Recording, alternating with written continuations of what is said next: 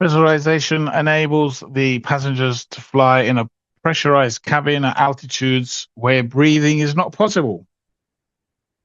All right, there are three main subsystems of the pressurization. It's the cabin pressure and control system, the cabin pressure relief system, and the cabin pressure indication and warning system. We have, as a general description, the air. Remember the air that we produce from the engines or the APU goes as usual into the pack. The pack then distributes it through the distribution center into the cabin. Okay. Now, we hope, when all the doors are closed, we also have out here an outflow valve, which is the last movable door. What we do is we try to close it before departure or progressively close it during takeoff. And the large amount of air going in with a very little small opening allowing air to escape invariably pressurizes the cabin to enable us to breathe. And that's what pressurization happens. Well, that's what happens when pressurization occurs. The cabin is pressurized to a predetermined pressure schedule. Okay, and it starts off when the pilot puts the flight plan. Before even takeoff, the pilot puts the flight plan in the flight management computer, telling all the computers, right, I want to fly from, I don't know, let me think of a good example. I want to fly from Amsterdam Airport.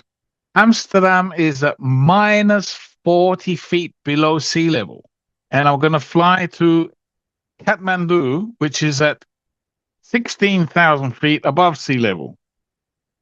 Okay, so I want you to organize me a pressurization schedule to go from minus 40 feet. Okay, I want you to pressurize the cabin, and I want you to maintain that pressurization, that pressurized cabin to around about 8,000 feet. Of the passengers get a feeling of that they're at 8,000 feet. That's why you feel the ears popping sometimes. Okay, 8,000 feet, we can breathe. It's not a problem. But the aircraft is at an altitude of 35,000 feet. And up at 35,000 feet, there's no air up there. There's nothing to breathe. Okay, so that's why we're doing all this. And all of that is preset. And the cabin pressure controllers will open, close the outflow valve to regulate that air, to maintain that differential pressure between the outside of the cabin and the inside of the cabin. From takeoff right up until touchdown. Okay, so they maintain that differential pressure at all times. The components themselves, as we said, we've got two cabin pressure controllers.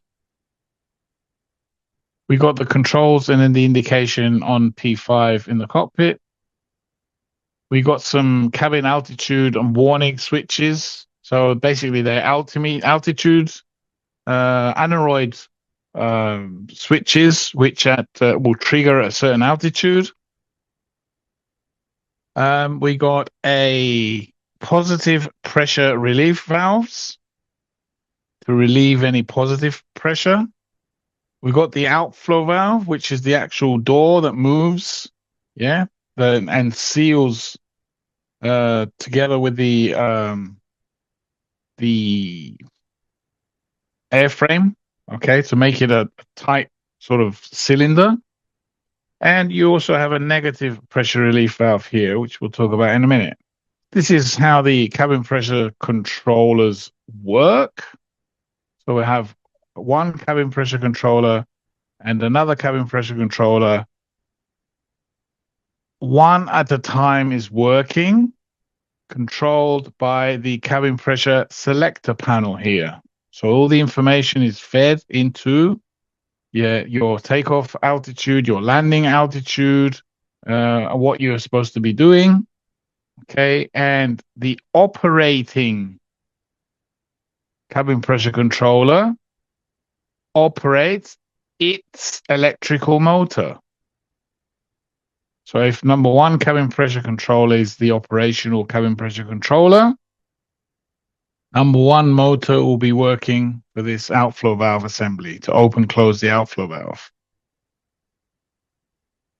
After landing, the cabin pressure controller control swaps over to the other one. So now cabin pressure controller number two is in control. So put all the new flight data in, take off, and flight cabin pressure controller number two is controlling its electrical motor for the outflow valve.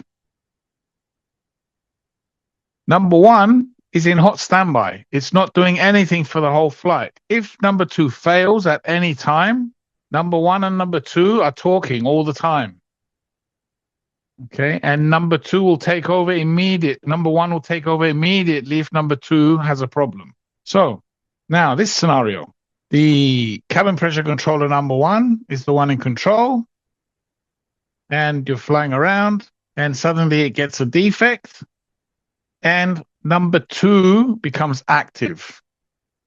And a short while later, even number two becomes inop. We can't have an aircraft with no control over the outflow valve. So we have a third system. We can manually, there's another third motor, which is operated here. Look at this through to on the controller.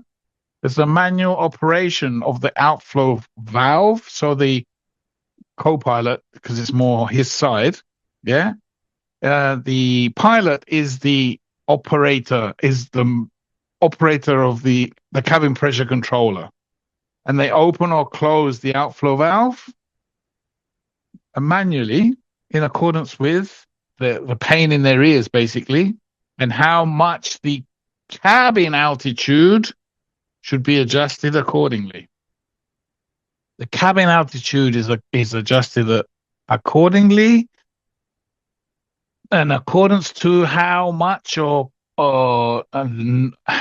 little the outflow valve is closed. So the more open you have it, okay, the more air will expel, and the less the differential pressure is. All right. So the cabin altitude is different than the aircraft altitude. Here is the controller itself. So if you're in automatic mode, it means that the cabin pressure controller number one or number two is the one in control and doing it.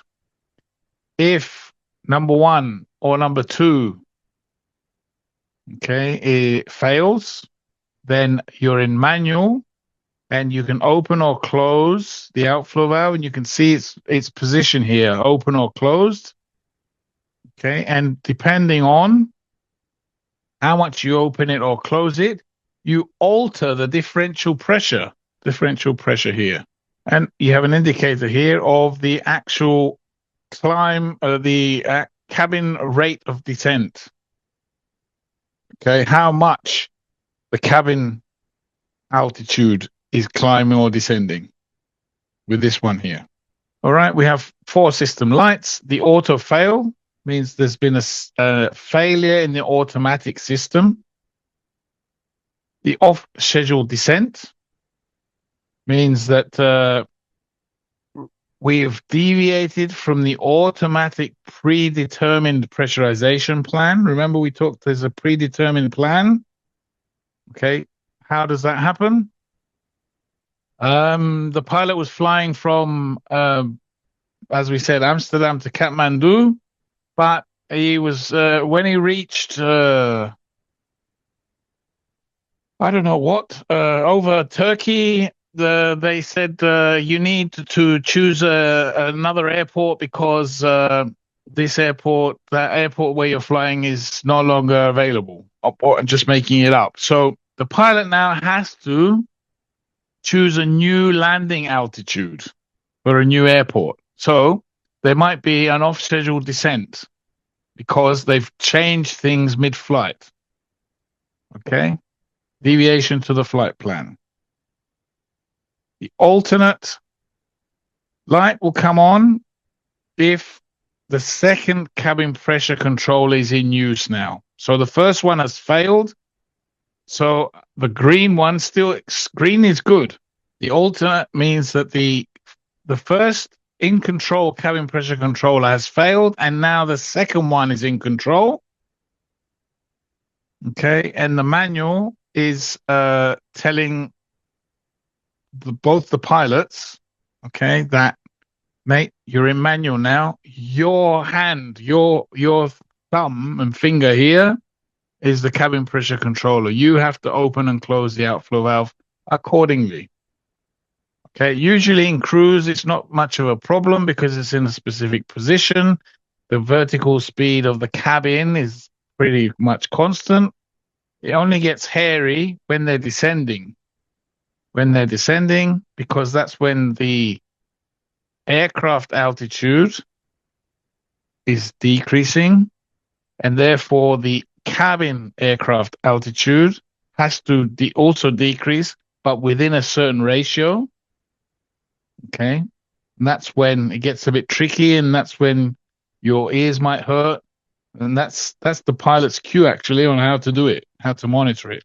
So the cabin pressure controllers themselves, cabin pressure controller number 1 and number 2 at different locations, and they have a little bit of bite on them, built-in test equipment, where you can play around and test them and test them after landing, for example, for the previous flight or existing faults, and do some troubleshooting. As we said, after every landing, they alternate, and this is some of the stuff you could test. Top of the list, are we test existing faults? Yes or no? If it's no, are you doing fault history? Are you doing ground tests? Are you doing system faults? Are you doing system tests and clear? What do you want to do? And each one of these menus has a sub-menu of what to do. Okay, is the controller in ground mode? No. Autopilot not in ground mode. The bite aborted. Yeah, you can't do it if you're not in ground mode. If the controller is in ground mode, yes. Right. Are there any present faults? No. Well, the system's okay then. Are there existing faults? Yeah, well, let's check. It tests for existing faults or for previous faults. And we'll give you a code, and the code corresponds to the FIM, and the FIM code corresponds to an AMM procedure, etc., etc. The outflow valve itself, it's in sort of 2 halves here. It sort of opens and closes progressively like that, as directed by the cabin pressure controllers, or controller, the master one, and its motor. Okay, so we have 2 motors for the cabin pressure controllers and a third motor which is manually operated to open or close the outflow valve as and when required. Here are the logics on how all of these lights work. So the autofile light will come on if one cabin pressure controller has an auto fail event and the other cabin pressure controller operates normally. So it's taken over. The pilot needs to be notified that the working cabin pressure controller for this leg, it was number 1. Something's wrong with it, and now number 2 is in control. Why do we need to know about this? Because when the aircraft lands, the cabin pressure controllers will swap over again. That means that the cabin pressure controller number 1 The broken one will become the master again, and there will be a problem for the next takeoff. Okay, that's why the engineer has to know that there's been a problem with the cabin pressure controller that was in control before the landing. Therefore, this light will prompt the pilot, okay, to put the defect in the log. Oh, the alternate light came on. Okay, alternate light came on. Which cabin pressure controller was in control? I don't know. We don't know as the engineer. But I can go downstairs. I can check cabin pressure controller 1. Does it have a fault? If it has a fault, then I do the necessary action. If it doesn't have a fault, I go to the other one. Does it have a fault? Then I do the necessary action. If it doesn't have a fault, I sign it off. That's how you work. Okay, so that's what the alternate light, how the alternate light works, or the auto fail light works, and how we would be able to react accordingly. The off-schedule descent light, cabin pressure controller number 1 or number 2, it puts on the off-schedule descent when the working cabin pressure controller detects an off-schedule descent. So that was a bad example I gave you before. I'll give you another one. If the flight management computer decided that your scheduled descent was going to be 500 feet a minute for 20 kilometers, and everything was predetermined, but the air traffic control told you, I need you to do, for the next 3 minutes, 3,000 feet a minute descent because of traffic above you. So if the scheduled descent now is different to what the predetermined flight management computer had predetermined, then the off-schedule descent light will come on. Okay, because it's an off-schedule descent. All right, the alternate light, if one cabin pressure controller fails, the other one will automatically take over the pressurization control. Okay, then the pilot will get notified that the alternate one is you're in backup mode now. The backup cabin pressure control is operational, but the engineer must know what to do. The manual light, the cabin pressure controller controls the manual light. Sorry, the cabin pressure control module controls the manual light. So both cabin pressure controllers now are not active. Then the mode select switch in the manual position, and the manual light will come on when both cabin pressure controllers, okay, are not working.